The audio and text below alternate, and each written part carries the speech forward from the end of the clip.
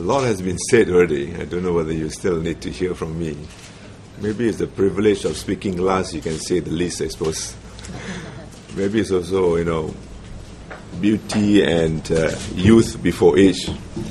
But I want to be fair here. I want to put myself in the position of our voters. How would voters actually see this whole contest at Aljunied, and what will be the key criteria? Minister has elaborated the many multifaceted aspects of this election, and I think they are very serious points waiting for us to ponder on, reflect, and come to a very clear decision how to vote. But let me just use one way how we can help voters to decide. And that is, as Minister said, we have a strong team. How do we compare with the opposition's team? Yeah, if you allow me, I like to use that approach and compare. Let's take Sylvia. Sylvia is my friend. In fact, when I met her at the nomination center, the first thing she told me was regards from her father. Because I met her father at the last election during the counting, in one of the counting centers, and we became friends. We really became friends. Sylvia has been contributing in Parliament, asking questions. But what has she actually done for Aljunied? Singapore? Ask yourself that. But if you compare with Mrs. Lim Hui Hua, Minister in Prime Minister's Office, Second Minister for Finance, for Transport, and a person very responsible with the development of our sea and air hub. And I work closely with Mrs. Lim Hui Hua, and I know of her as a person who is very decisive, very clear-minded, and she knows what to do, but with a lot of care. Maybe having been a grandmother recently also helped with a caring approach.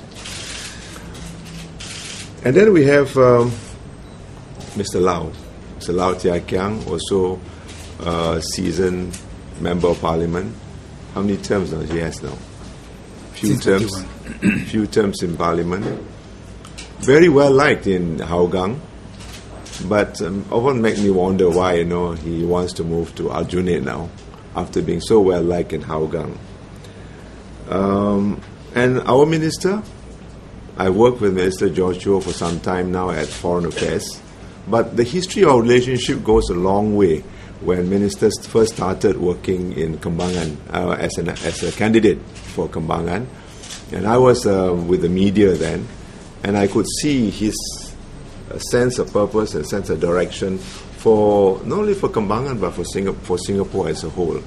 As a Minister for Foreign Affairs, imagine the roads he traveled, whether it's Africa, and North Africa, Middle East, East Asia, Southeast Asia, Europe, America, and the kind of track and route which he had to steer in dealing with international relations, opening up new frontiers for us in diplomacy, and whether it's ASEAN, whether it's APEC, ASEM, FELAC, practically the whole world. And beyond foreign affairs, in fact, with MTI, Ministry of Trade and Industry, the number of FTAs which he had actually brought to bear for Singapore and many of our trading partners, opening up new wings for our economic development and economic benefits.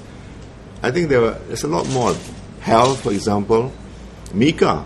In fact, I personally benefited when the minister took me for a walk, I remember, at Arab Street, and it was drizzling, and we Malays believe sometimes when it drizzle, it means good omen. I didn't know actually what minister had in mind then, but later he told me that he wanted to propose the Istana Kampung Glam for our Malay Heritage Centre. Those were the seeds which minister had planted for the formation of the Malay Heritage Centre, which I later became chairman, and we had developed Malay Heritage Centre as a very important part of Kampung Glam civic area. So there you can see the contributions and the contrasts. Mr. Pritam Singh, scholarly. He says he has a lot of ideas, but you've got to wait till he's elected, then he will tell you what the plans are. A lot of talk, more talk. Compare that with someone like Cynthia, who is all hard work, sheer doggedness at plowing through all the challenges to do with the town council work, GRC development, facilities, social facilities and infrastructure. And I know she is one, actually, she's easily one of the most hardworking MPs that we have, not only our GRC but also in Singapore. Very dogged and very determined and very persistent, even with some ministers, so you can see. And then, of course, we have Mr. Chen. I don't know much about him except what I read in the papers. Very credible credentials. In fact, his credentials are even better than many of our ministers. And when I first met him at the nomination center, he was also very gentlemanly, respectful, and but 30 years away from Singapore. Many, I think, Singaporeans would like to ask, does he really understand the ground, Singapore, or Aljunied for that matter? And Yi Kang, look at his history. He hails with a father who was a Barisan member of parliament, long time ago serving Singapore. And I think that service to people DNA we can see in Ong Yi Kang. And he comes not only with that kind of vintage, but also the kind of youth. He has history, he has a past which I think he can learn from, but equally important, he comes with the energy, with the youthfulness, and we are looking forward to him contributing in terms of how we can connect better with the young. He comes with a passion, and you can see from the last rally speech he made at Serangoon Garden, lots of sincerity.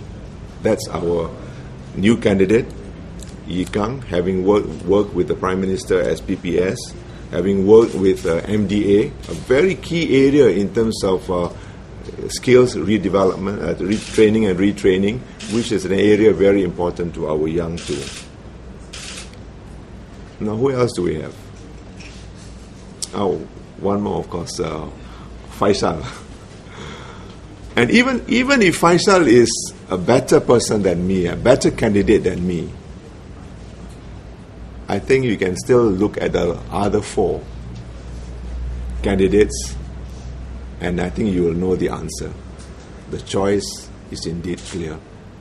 Thank you.